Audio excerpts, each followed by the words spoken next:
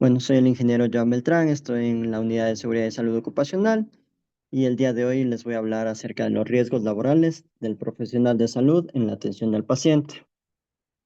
Como primer punto, nosotros tenemos que unas normas de bioseguridad o normas para ingresar a un laboratorio. ¿Por qué? Porque estamos expuestos a agentes de riesgo, ya sean agentes biológicos, físicos, químicos, mecánicos y también agentes psicosociales. Para ello, para mitigar todos estos agentes y que nos produzcan daño, tenemos los equipos de protección personal que debemos utilizarlos de acuerdo a la tarea o a la actividad que vayamos a realizar. En este caso tenemos a disposición guantes, mascarillas, gafas de protección, batas, mandiles u overol. Cada uno de ellos cumple una función, la cual es protegernos.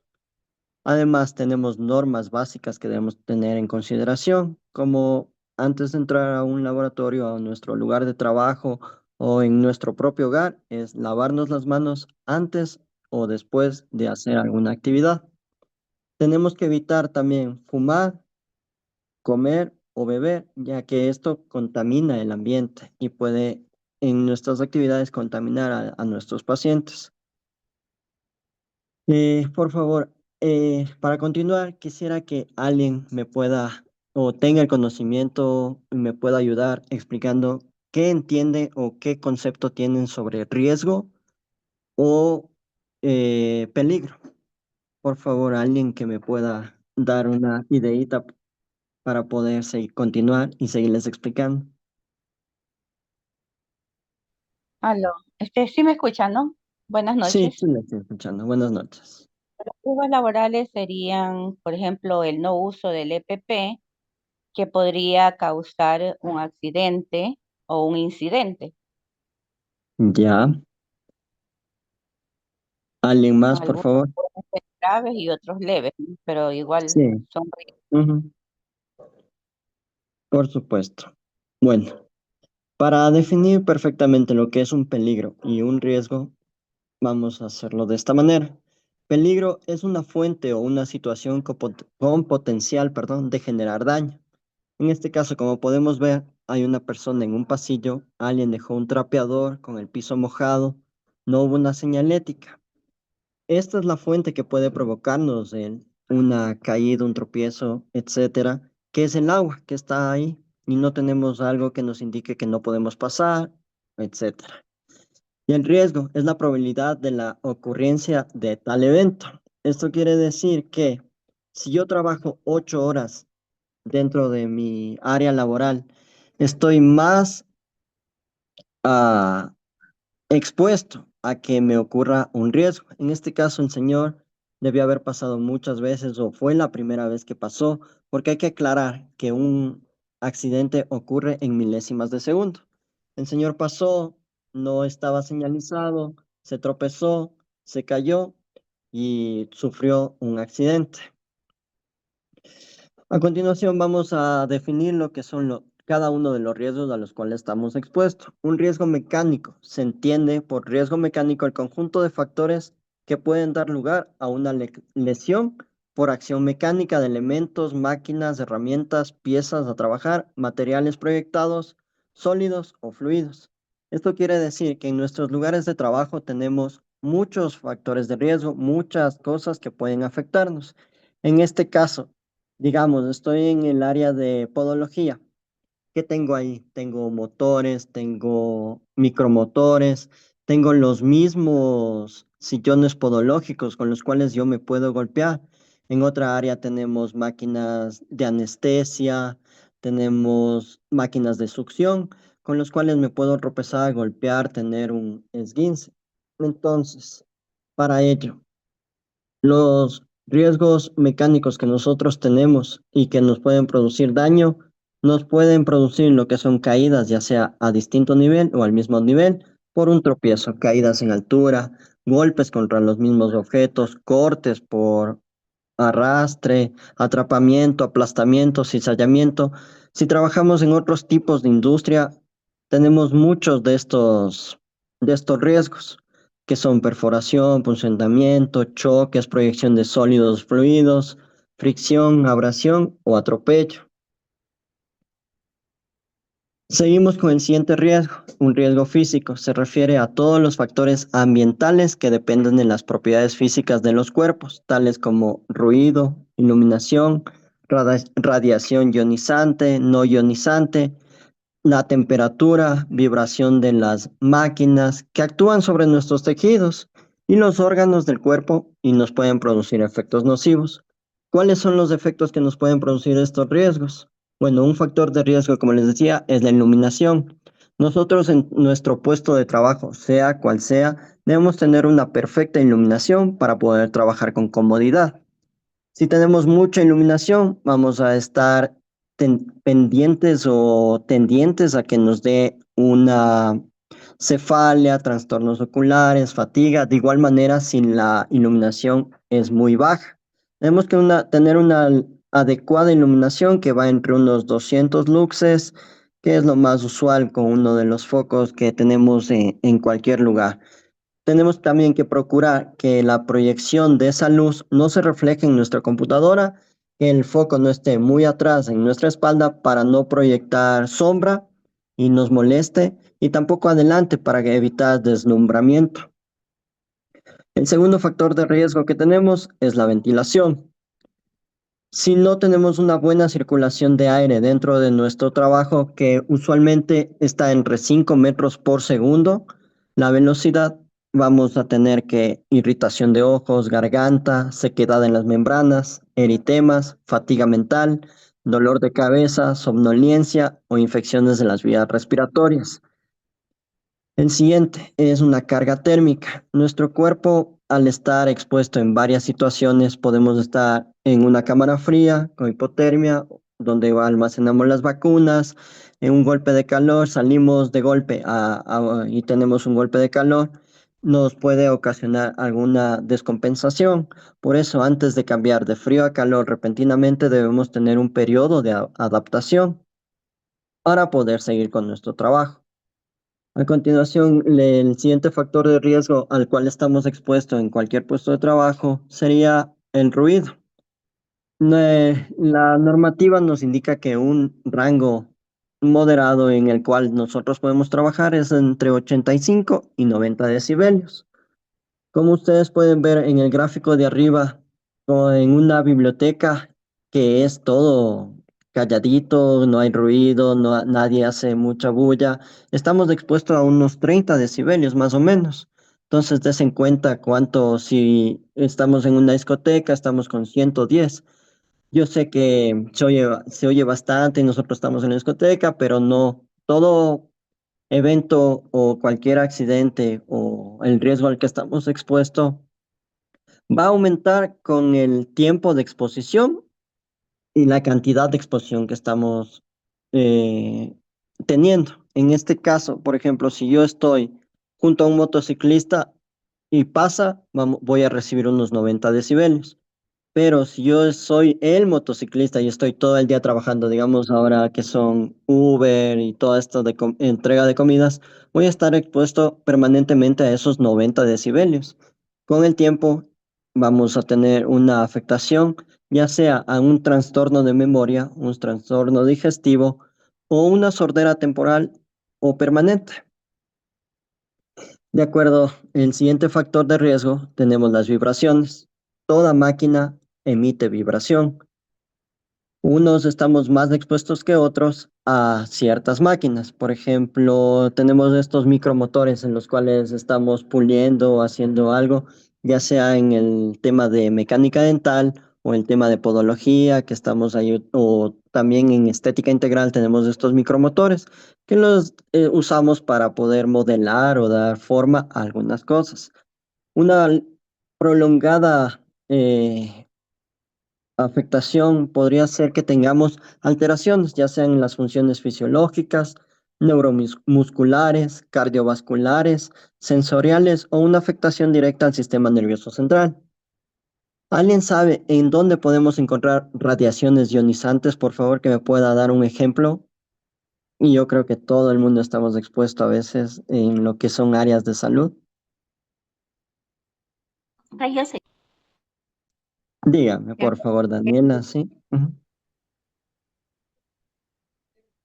¿Me Los repite, rayos, por favor?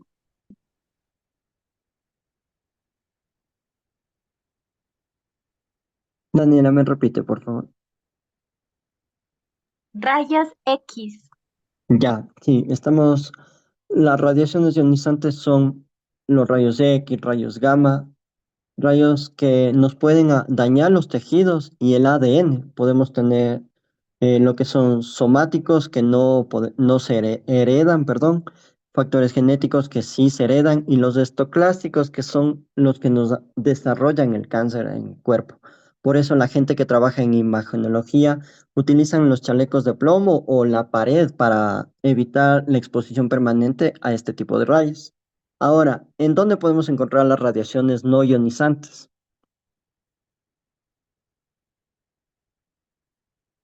Dale un mensajito o que me levante la manito para que me diga, por favor.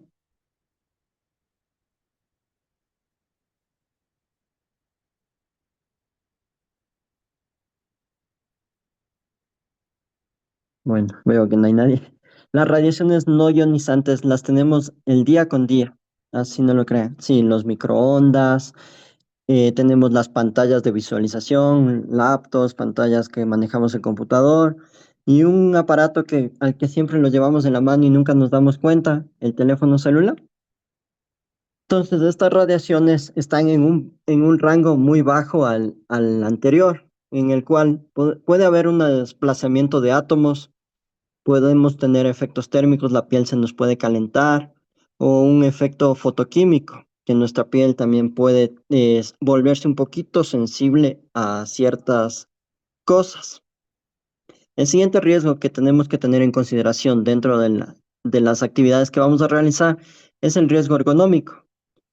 El riesgo ergonómico puede dar lugar a trastornos musculoesqueléticos, afectarnos a varias zonas de nuestro cuerpo y se derivan de posturas forzadas, aplicación continua de fuerzas, movimientos repetitivos y manipulación de carga. Como podemos ver en el ejemplo, no sé, estamos movilizando un cooler con vacunas, estamos movilizando muestras o nos llegó un equipo y queremos ayudar a movilizarlo. ¿Qué debemos hacer para hacer una correcta manipulación de cargas? Primero, calcular la distancia que tenemos del cuerpo a la caja. Ponemos nuestros pies firmes, como se ve en la imagen, bajamos la espalda recta y levantamos, pero no levantamos haciendo fuerza con la espalda. Hacemos fuerza con las piernas y acercamos nuestra carga al cuerpo para tener un centro de gravedad óptimo y poder caminar. Evitemos dar tirones. ¿Por qué? Porque esto nos puede afectar a nuestra espalda. Las afectaciones que podemos tener son en espalda las lumbalgias, en el cuello una tortícolis, hombros tendinitis, en extremidades superiores epicondilitis y tendinitis en manos y muñecas, perdón, y en miembros inferiores bursitis prepartelar.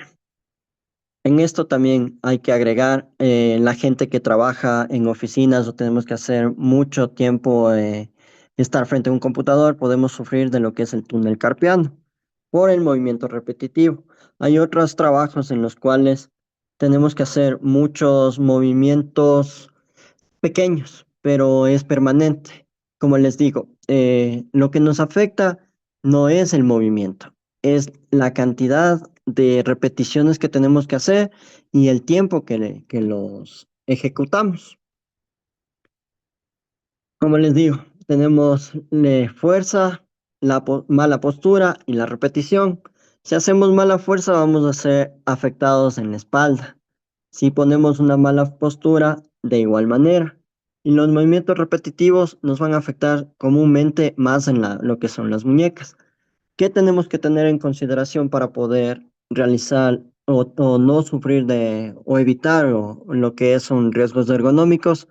Pues el peso que vamos a manipular debemos minimizar y no sobrepasar lo que son 25 kilos para hombres y para trabajadores menores de 18 años y mujeres debería ser solo de 15 kilos. La anchura de la caja o del objeto o de la máquina que vayamos a transportar no debe superar la anchura de nuestros hombros.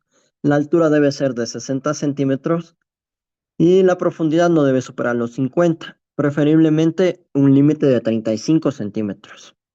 Si el objeto o el recipiente que se transporta dispone de asas, las podemos utilizar, pero si vemos que es una caja muy grande o un objeto demasiado pesado, podemos utilizar las transpaletas o carritos para poder transportarlos.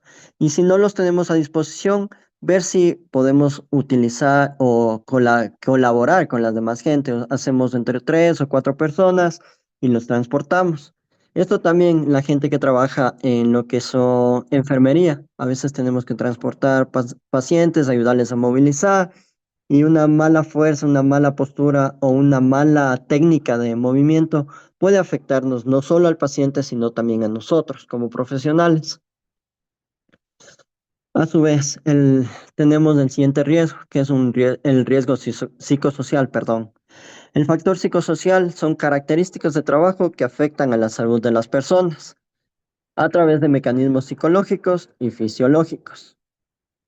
Con esto tenemos cómo hacemos el trabajo y cómo se organiza. A veces el trabajo lo hacemos mal o está mal organizado o tenemos una sobrecarga de trabajo, que eso también afecta. ¿Qué hacemos? ¿Quién lo hace? ¿Con qué se hace? ¿Con quién se hace? ¿Dónde se hace? ¿Y cuándo se hace? Son factores que parecen que no son perceptibles, pero cada ser humano es diferente. A esto hay que adicionar que a veces no estamos exentos de tener problemas en la casa. No sé, se murió un familiar, me peleé con mi esposa, mi hijo está mal en notas, está a punto de jalarse el semestre, no sé, se me dañó el auto. Hay muchos factores que inciden en nuestra mente y en nuestro actuar. Entonces siempre debemos tener presente esto. ¿Y por qué les digo esto? Porque el riesgo psicosocial, el más famoso que tenemos, es el estrés. La OIT define al estrés como la respuesta física y emocional a un daño causado por un desequilibrio entre las exigencias percibidas y los recursos y capacidades percibidos de un individuo para hacer frente a esas exigencias. Entonces, como les digo, en nuestro ambiente de trabajo tenemos violencia laboral, el moving, que es un bullying a nivel laboral, acoso sexual, inseguridad contractual. A veces no sabemos si no estoy fijo en un puesto, qué pasará el siguiente periodo, qué pasará en el siguiente semestre, qué pasará a finales de año, habrá recortes de personal. Todo eso afecta a nuestra mente. Un conflicto familiar, como les digo, no sabemos qué venimos trayendo desde casa. Tenemos problemas de salud. El estrés refleja problemas de salud. A veces se confunden con una migraña, se confunde con un dolor de espalda, un dolor de cuello y se mal una fuerza. Tenemos que estar siempre pendientes de esto. ¿Por qué? Porque si evitamos o nos automedicamos, podemos estar encubriendo los síntomas del estrés y llegar a un punto de un burnout o que ya estamos demasiado quemados. En Japón, esta tendencia es muy grave porque hay gente que trabaja más de 8 horas diarias, más de 10, más de 12, se llevan trabajo a la casa, están con problemas personales, problemas familiares y la única salida a esto, ¿saben cuál es? El suicidio. Hay mucha gente en Japón que por el tema este laboral exigente o porque tiene muchos problemas y nunca habló, nunca nadie le preguntó qué pasó, se coge y simplemente abre la ventana y se lanza por la ventana y se acabaron los problemas. Entonces, por eso siempre debemos estar pendientes de nuestro entorno en cualquiera de estos riesgos. Nosotros no solo somos individuos, también somos un colectivo. Como alguna vez en alguna capacitación yo les dije, no nos gustaría que nuestro compañero con el cual hemos pasado más de 8 horas diarias, a veces con nuestros compañeros de trabajo pasamos tiempos prolongados, más de lo necesario a veces. Formamos amistades, salimos a comer, nos invitamos a los bautizos, matrimonios, etcétera. Y no nos gustaría que el día de mañana, por un tema de estos, no podamos volverlos a tener, ¿verdad? A continuación tenemos lo que son los riesgos químicos. Estos se refieren a la posibilidad de que un trabajador, en este caso personal de la salud, sufra un daño por la exposición no controlada a sustancias químicas peligrosas. Esto incluye toxicidad de la sustancia, tiempo de exposición, produciendo efectos agudos o crónicos en la aparición de enfermedades. Tenemos los siguientes tipos de peligros: asfixiantes, corrosivos, irritantes, sensibilizantes, cancerígenos, mutágenos, tetarógenos, reactivos e inflamables. Cada uno de los compuestos que nosotros usamos, ya sea para limpiar, para desinfectar, etcétera, estas sustancias químicas pueden estar presentes como vapores, líquidos o aerosoles y penetran en nuestro organismo mediante la inhalación, absorción de la piel o ingestión. Pueden ingresar por vía oral si consumimos alimentos contaminados o a veces por el estrés consumimos cigarrillos y a veces alguien me dice, dame un poquito, y le pasamos y podemos estar contaminándonos. Por vía tópica es la absorción de la piel. Nuestra piel absorbe demasiadas cosas. Un ejemplo claro, yo antes de ser técnico de seguridad, trabajaba como ingeniero en mantenimientos industriales y utilizaba lo que es diésel para lavar piezas y desengrasar, porque es un buen diluyente para la grasa, pero eso al final afecta, porque a veces, como se dice, yo soy profesional, yo he trabajado tantos años en este mundo, a mí nadie me puede decir cómo hacer las cosas, así es mi método para trabajar, me retiro los guantes, cojo las cosas y puede ocurrir un accidente. Yo absorbí ese diésel por la piel y aunque no me lo crean, tenía el cabello rojo. Esas partículas se mezclaron con mi sangre y con todo mi ADN y me comenzó a salir el cabello rojo. Es de sorprenderse, pero sí, a veces por el confiarse en las actividades que estamos realizando, podemos hacer o provocar accidentes. Bueno, si continuamos por la vía respiratoria, inhalamos vapores, a veces no nos damos cuenta que hay una fuga porque algunos gases son inoloros y podemos absorber todo lo que son vapores. Y por vía paternal, accidentes con agujas, que es lo más común a veces en los laboratorios. Como les digo, la autoconfianza nos hace ser imprudentes. A veces dejamos una aguja o desechamos mal una aguja y puede que tal vez el personal de limpieza retira esa funda y se pinchó. Y tenemos que seguir el protocolo para evitar ese tipo de accidentes. Eh, las sustancias químicas más comunes que podemos encontrar en agentes anestésicos sería el óxido nitroso, perdón, en agentes esterilizantes, el óxido de etileno; en alcoholes, el etilalcohol, metilalcohol, isopropílicol; en aldehídos, el formaldehído que usamos muy constantemente. Y así tenemos varios de las sustancias que están presentes y a veces no tenemos un poco de cuidado. Por ejemplo, en los metales tenemos el mercurio. Ahora estamos retirando todo lo que son termómetros de mercurio para evitar este tema.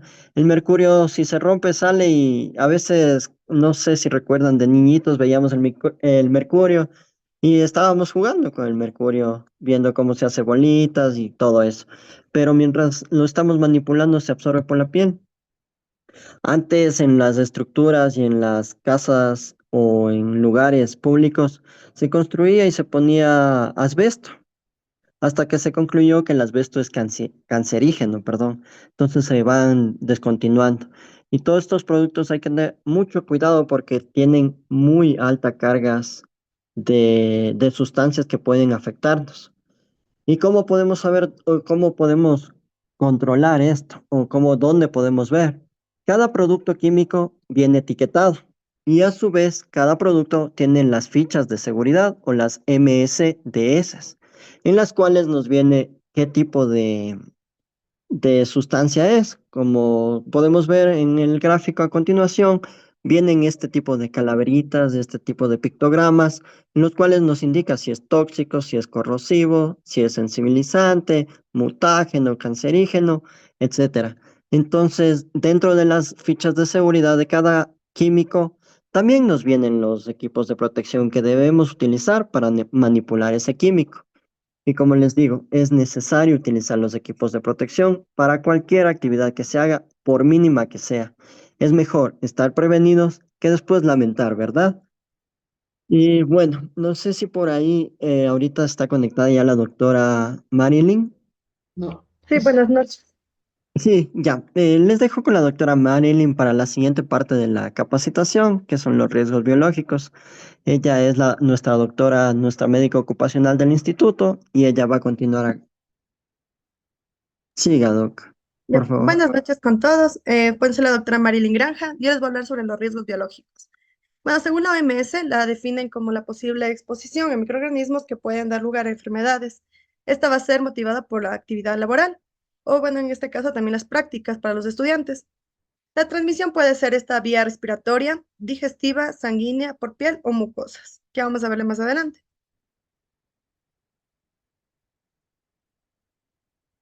¿Pueden seguir, por favor, la diapositiva?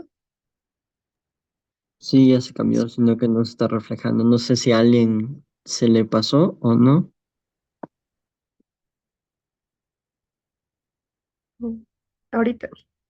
Ya. Bueno, los riesgos biológicos en profesionales de la salud. Los profesionales de la salud van a estar expuestos durante su actividad laboral, sea a lesiones percutáneas, en este caso es el personal de salud. Puede ser por lesiones percutáneas, por pinchazos, cortes o rasguños, también por lesiones o dermatitis al estar en contacto con membranas mucosas o por la piel intacta. Riesgo de contaminación, cuando va a estar en contacto sea con sangre, tejidos o fluidos corporales. Entonces, el personal de salud siempre va a estar expuesto, sean enfermeras, igual la personal que realice podología, instrumentación quirúrgica. Entonces, hay que tener bastante cuidado, que vamos a ver más adelante cómo vamos a prevenir esto. Ya, en cuanto a la exposición ocupacional de riesgo biológico, tenemos uso intencional y el uso no intencional.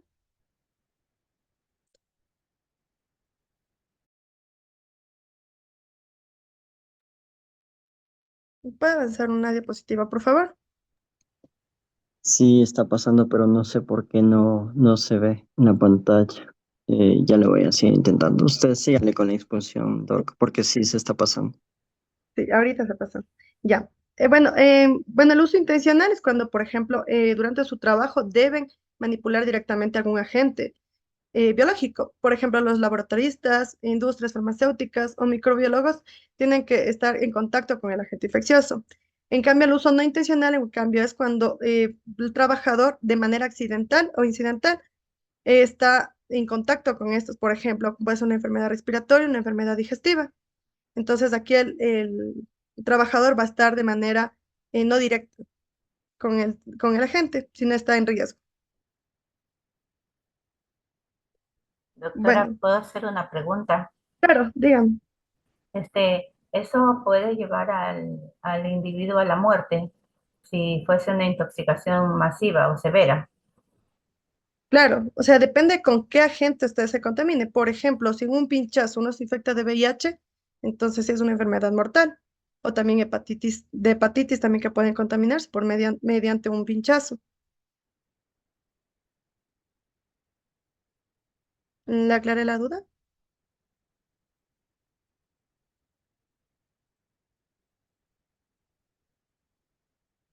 Ya. Bueno, entonces continuando, vamos a ver algunos conceptos que son muy importantes. Accidente de trabajo. ¿Qué es un accidente de trabajo? Como bien lo dijo Joan, durante la exposición es un suceso repentino.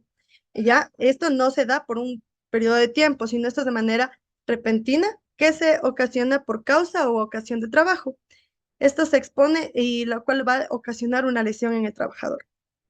Ya, también otro concepto muy importante que tenemos que tener en cuenta es la bioseguridad, que es un conjunto de políticas, normas y procedimientos que van a garantizar el control de estos factores de riesgos que estamos expuestos, haciendo así una prevención de impactos nocivos y aquí es lo que, bueno, justo había hablado Joan de los riesgos químicos. Entonces, siempre en todo químico tienen un límite permisible, de cual no es tóxico cualquier sustancia. Entonces, hay que respetar también esos límites permisibles de las sustancias, ¿no? Para evitar estas contaminaciones. La desinfección es un procedimiento destinado a eliminar o reducir el número de agentes infecciosos. Y el factor de riesgo biológico es un conjunto de microorganismos, toxinas, secreciones biológicas, tejidos y órganos que pueden desencadenar enfermedades infectocontagiosas. Ya, bueno, a continuación tenemos la clasificación de los agentes. Tenemos son 4 grupos. El primero va a ser un riesgo individual y poblacional, escaso o nulo. Es decir, que no va a provocar enfermedades en los individuos. Es muy poco probable que estos afecten. El grupo 2, en cambio, ya tiene un riesgo individual un poco ya moderado y el riesgo poblacional es bajo. Estos agentes patógenos van a provocar enfermedades, pero el riesgo va a ser un riesgo moderado. Va a ser prevenible con el uso de equipo de protección personal y no es agresivo para el medio ambiente o laboratorio o a la población. El grupo 3, en cambio, aquí tiene ya un riesgo individual ya más elevado y el riesgo poblacional se mantiene todavía bajo, ya que en este no se contaminan o no se transmiten de persona a persona, pero estos ya pueden provocar enfermedades graves. El grupo 4 ya tiene un riesgo individual y poblacional alto. Es decir, que estos patógenos ya suelen provocar enfermedades graves y se va a transmitir fácilmente de un individuo a otro. En este caso no hay medidas preventivas, como en los otros casos anteriores, como en los otros grupos. Ya, ahora con respecto a los mecanismos de transmisión, hay 2 mecanismos. Se puede transmitir de manera directa o indirecta. De manera directa, se va a transmitir mediante mordeduras, arañazos, por contacto físico o mediante el aire. Por contacto físico puede ser por vía sexual, transmisión holodáctil, es decir, en contacto con la piel, con alguna sustancia. Vía transplacentaria, bueno, de la madre al feto. Y la transmisión intraparto, bueno, durante el parto también se puede dar infección. A veces no siempre hay enfermedades que se dan de placenta cuando el feto está dentro de la madre, sino a veces se dan durante del parto. Por ejemplo, podría ser el herpes, podría ser, o también otra enfermedad, incluso el cáncer de cuello uterino también puede contaminar al bebé en el momento que ya dan a luz. En la vuelta de la manera indirecta, esta se da vuelta mediante objetos inanimados, mediante fomites, ya que, por ejemplo, si hay en la enfermedad de Coxsackie, esa enfermedad, por ejemplo, es muy común en los niños, ya que los niños ocupan algún juguete, ya saben que todos los juguetes se meten en la boca, y es más común incluso que se den en las guarderías, ya que dejan los objetos de ahí, el virus permanece por un tiempo en el objeto, otro niño puede tranquilamente meterse en la boca y también contaminarse. Indirectamente también se puede dar en el caso, por ejemplo, en el suelo, encontramos microorganismos, en el agua o alimentos que estén contaminados y no tengan un buen aseo antes de ser ingeridos. Por vías de transmisión, tenemos la vía aérea o respiratoria. Aquí, bueno, es la inhalación de agentes biológicos presentes en el aire, en forma de partículas, pueden ser estas sólidas o líquidas. Bueno, aquí tenemos las enfermedades que son, bueno, como tenemos el COVID, la gripe común, todas enfermedades respiratorias, ¿no? También la tuberculosis también. Bueno, mediante la vía dérmica, agente biológico en contacto con la piel o mucosas del trabajador. Más aún, si es que tenemos algún corte, es mayor la probabilidad de contaminarnos. Vía oral digestiva. La transmisión se da por una ingestión de alimentos o bebidas que están contaminadas. Esta es la vía más o menos boca a mano, ¿no? Entonces, por un mal aseo, tanto de los alimentos como la mala higiene de las manos, también se pueden contaminar. Y la otra vía es la vía parenteral, que va a ser a través de capas profundas de la piel, mediante cortes, heridas, pinchazos, mordeduras o picaduras, y que así vamos a contraer alguna enfermedad de origen biológico. Bueno, los más comunes que podemos encontrar, los que encontramos como agentes biológicos, tenemos las bacterias, virus, hongos, parásitos y los protozoos. Dentro de los protozoos tenemos los flagelados, los ciliados, los rizópodos y los esporozoos. Es lo que vamos a encontrar. Cualquier contaminación de las vías anteriores que les había mencionado. Bueno, entonces como obligación de los trabajadores y como estudiantes, primero tenemos algunas medidas y que tenemos que obligatoriamente cumplirlas. Primero va a ser procurar el cuidado integral de su salud. Vamos a informar también cuando se realiza la historia clínica, hay que informar de forma correcta, clara, veraz y completa sobre la salud, porque a veces no podemos omitir datos, por ejemplo, alergias, datos que son importantes para poder tener medidas preventivas para el paciente cuando se va a enfocar, o sea, o va a la tarea, va a una actividad, o va a hacer una actividad, entonces es importante saber todo sobre el paciente. Si es que tuvieron una enfermedad anterior, incluso enfermedades, durante la niñez, tuvieron paperas, les dio varicela, todo eso es importante. También tenemos que participar en la prevención de los riesgos profesionales. Se realizan siempre campañas, se realizan siempre actividades que hay que participar porque así nos educamos y vamos aprendiendo un poco más todos. Van a utilizar y mantener adecuadamente las instalaciones de la institución, ya que si hay, por ejemplo, se daña una silla o rompen algo, entonces ya tenemos el riesgo de un corte. Entonces hay que tratar de cuidar para evitar estos accidentes. Utilizar correctamente también los equipos de protección personal ante la exposición a agentes biológicos. Entonces, si vamos a estar expuestos o vamos a manejar desechos infecciosos, tenemos que utilizar guantes. Entonces, no por hacerlo más rápido, vamos a ponernos en riesgo. También vamos a acatar las indicaciones de los servicios de medicina preventiva y seguridad. Todo lo que les estamos diciendo, esperemos que por favor eh, lo tomen muy en cuenta y tratemos de evitar, prevenir estas enfermedades. Vamos también a utilizar prontamente los servicios de primeros auxilios en caso que sea necesario. No tenemos que esperar a que, por ejemplo, si nos cortamos, nos pinchamos, nos contaminamos con algo, la acción es rápida, es de inmediato. No tenemos que esperar. Vamos también, algo muy importante, no hay que introducir bebidas y otras sustancias no autorizadas en la institución y tampoco estar bajo efectos de sustancias con el fin de evitar accidentes, ya que no va a ser lo mismo que una persona en juicio retire o haga o saque sangre que una persona que esté bajo efectos de alcohol. Primero se puede pinchar, puede realizar mala tarea y no es solo riesgo para él, sino también para el paciente o para la persona que está tratando. Bueno, tenemos aquí un conjunto de actividades laborales y enfermedades infecciosas asociadas. La actividad, bueno, en los laboratorios, las enfermedades que se puede dar son la hepatitis, SIDA, una zoonosis y otras infecciones. Las hepatitis se puede dar, por ejemplo, en los laboratorios cuando están realizando los cultivos, el SIDA cuando están realizando, bueno, en laboratorios ya grandes, con animales experimentales también, o también en manejo de muestras. Una zoonosis también cuando manejan material biológico. Bueno, el personal cuando están en centros sanitarios puede también contaminarse de igual manera y por medio de hepatitis, por medio de pinchazos, por estar en contacto con sangre o con líquidos biológicos. De SIDA, por material instrumental contaminado, por herpes, tuberculosis, otras infecciones que son contagiosas, ¿no? También la varicela. Personal de atención a grupos de riesgo, más aún cuando ya estamos en manejo con personas ya que tengan estas enfermedades, entonces toca tener igual las mismas medidas como cualquier persona sana. Hepatitis, puede contaminarse de SIDA, tuberculosis, entonces aquí es muy importante también utilizar los equipos de protección personal para evitar estas enfermedades.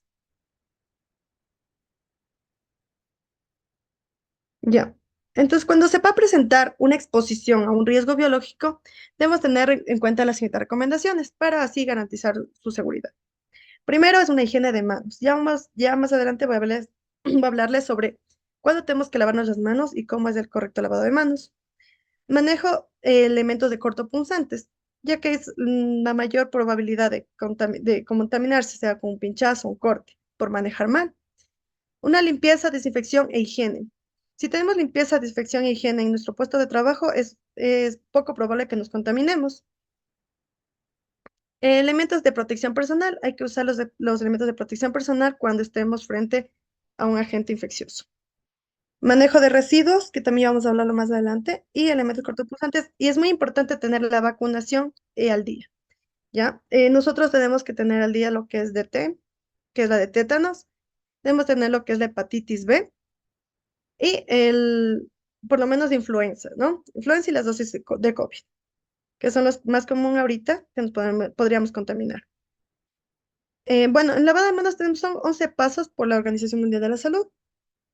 Primero tenemos que abrir la llave, mojar las manos. Después, el segundo paso, bueno, aquí le pone como ser, ¿no? Mojarse las manos. Paso 1, vamos a coger una cantidad suficiente de jabón. Segundo, vamos a frotar en las manos hasta que se haga espuma. Tercero, vamos a frotar la palma con el dorso de la mano, ya como lo vemos en la figura 3. La cuarta, vuelta entre ambas palmas, pero entrelazando los dedos. El quinto, vamos a realizarlo con el dorso, como que agarramos las dos manitos y nos fregamos de derecha a izquierda. El sexto, vamos a fregar bastante lo que es el dedito gordo. Hay que hacer movimientos de rotación. El séptimo, hay que fregar las puntas de los dedos, las uñas, para que se limpien. El octavo, vamos a enjuagarnos las manos. Mientras todo este proceso, no tenemos que cerrar la llave. Tenemos que mantenerla un poquito abierta. Nos lavamos completamente las manos. Posterior, lo más aconsejable es utilizar una toalla de manos, ¿no? Desechable. Y con esta cerramos la llave. Y así evitamos contaminarnos. Y las manos estarán súper limpias. Ya. Ahora, para evitar patologías de transmisión orofecal, se recomienda la siguiente, ¿no? La mayor parte de enfermedades, sean, bueno, en consulta lo que más viene son enfermedades respiratorias y gastrointestinales. La mayoría de gastrointestinales se da por este factor, ¿no? Por no lavarse las manos correctamente. ¿Cuándo tenemos que lavarnos las manos? Tenemos que lavarnos antes, durante y después de preparar alimentos. Tenemos que también lavarnos antes de consumir alimentos. Después de utilizar el baño, después, si es que si hay niñitos en casa, hay que, después de cambiar los pañales, o si es que asisten a un niño para poder ir al baño, que no pueda, o algún paciente o alguna persona que necesita ir al baño y le ayudan, posterior hay que lavarse las manos. Después de sonarse la nariz, toser o estornudar, ya que en las manos ya queda el virus, y así se transmiten las enfermedades respiratorias por lo general. Después de haber tocado animales o alimentos o excreción de animales, hay que lavarse las manos. O sea, el alimento también no se contamina, hay que lavarse las manos igual. Después de haber tocado igual o manipulado la basura o los desechos. Ya, al momento que estamos con el paciente, ¿en qué momentos hay que lavarse? Pues hay que lavarse en 5 momentos, que lo dice la OMS. Antes de tocar al paciente, antes de realizar una tarea, sea de limpieza, curación, también después de haber estado en riesgo de exposición, por ejemplo, si solo se manipuló la parte, lo que es la orina, o si es que tuvieron que hacer una limpieza, hay que lavarse después de eso. Así hayan topado, aunque sea el, el pato, para coger la micción. Eso también, hay que lavarse las manos después de cualquier objeto que haya topado el paciente. También después de haber estado en contacto con el paciente y después de haber estado en contacto con el entorno del paciente. De los 5 momentos que hay que lavarse las manos. Ya. Bueno, vamos a continuar con el manejo de residuos y desechos, que es algo muy importante, ya que en este aspecto, al no haber un manejo correcto, hay más riesgo de infección. Bueno, primero tenemos los desechos comunes, que son desechos no peligrosos, que no van a representar un riesgo para la salud humana, animal o ambiental. Bueno, como ejemplo de estos, tenemos lo que son materiales de oficina, o sea, toallas descartables, los papeles, todo eso tenemos, frascos, botellas, gorros, también mascarillas, pero que no hayan sido utilizadas. Igual cubre zapatos, también los delantales, pero todos que no estén contaminados con sangre. Yesos o vendajes que no estén contaminados con sangre. Cualquiera, por ejemplo, gorros, yesos o, o mandiles que estén con sangre, esos ya van infecciosos, pero si no están contaminados con nada de sangre, estos son desechos comunes. Ya, ahora con los desechos infecciosos. Entonces son materiales que van a causar un riesgo para la salud y que no van a representar características punzantes, que van igual. Esto se diferencia de los cortopunzantes. Entonces estos no están manchados de sangre, pero no cortan, no provocan ningún corte. Y dentro de estos, bueno, pueden estar sea con sangre, fluidos corporales o algún producto biológico. Dentro de estos tenemos lo que son materiales de curación, vendas, muestras biológicas, productos biológicos también que estén vencidos, equipos de protección que sean descartables y que estén manchados con sangre, como habíamos dicho anteriormente, envases para recolección de muestra de heces, orina, esos también. Y tenemos por último los cortopunzantes. Estos cortopunzantes, en cambio, como su nombre dice, cortantes. Entonces, estos van a cortar, incluido, pueden ser los fragmentos rotos de plástico incluso. Todo lo que pueda provocar un corte va en este grupo. Que estén contaminados también con sangre o fluidos corporales, que suponen un riesgo para la salud y que pueden tener un origen, pueden dar origen a un accidente percutáneo infeccioso. Dentro de estos tenemos como ejemplos lo que son lancetas, lo que son las agujas, las hojas de bisturí, los hisopos, los depresores de la lengua, los bajalenguas, los espéculos vaginales también, y las ampolletas que lo que inyectamos, las ampollas, también van aquí. Ya, ahora, ¿qué vamos a hacer en caso de una exposición?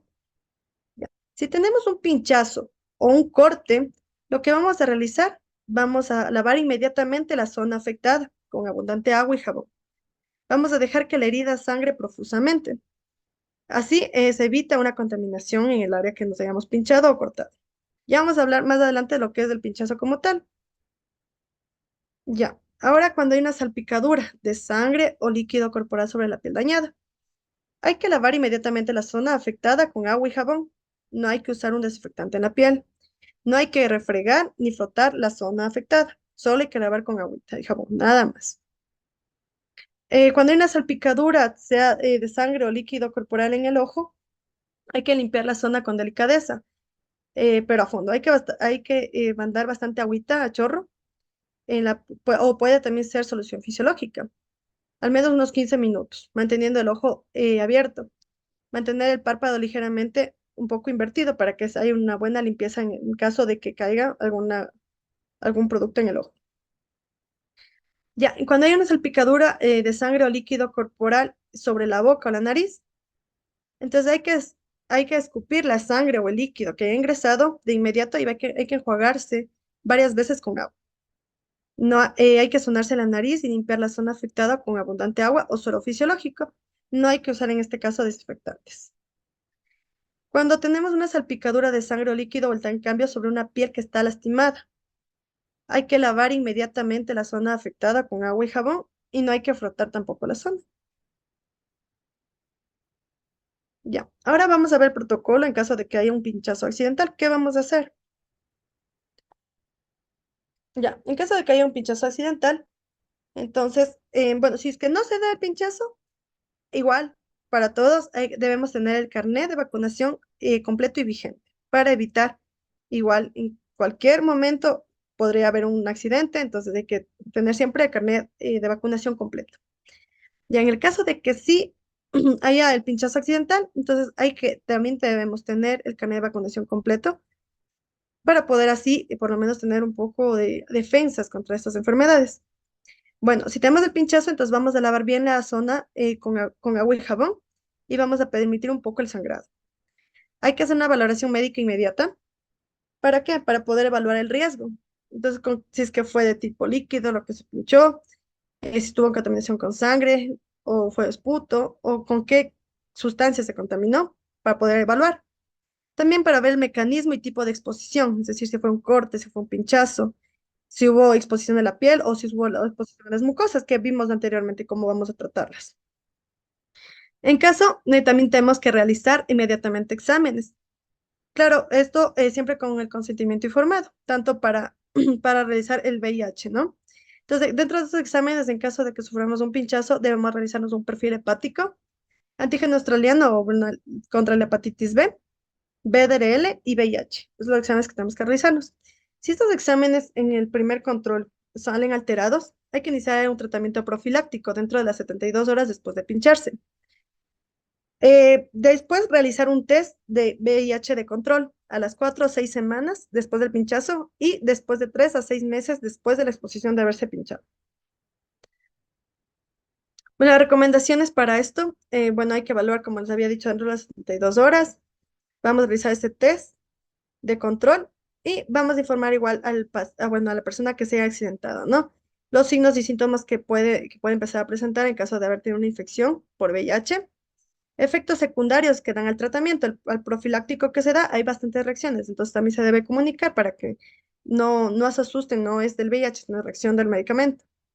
También por posibles interacciones medicamentosas para que no tomen algún medicamento que no puedan durante este periodo de profilaxis. Necesidad también de una buena adherencia, ya que este medicamento que es un poco fuerte, entonces demora un poco en adaptarse al cuerpo. También tenemos que informar al usuario que durante el periodo de seguimiento debe evitar una transmisión secundaria en caso de que sea pinchado, porque no es que a veces en la primera prueba que se realizan salen negativos, pero no es que no se contaminó, por eso siempre el control, porque la carga viral hasta que salgan las pruebas se demora, tiene un cierto tiempo, por eso es de 4 a 6 semanas, porque ya ahí empezaría ya a aumentar su carga viral, porque el virus una vez que ingresa al cuerpo se empieza a reproducir.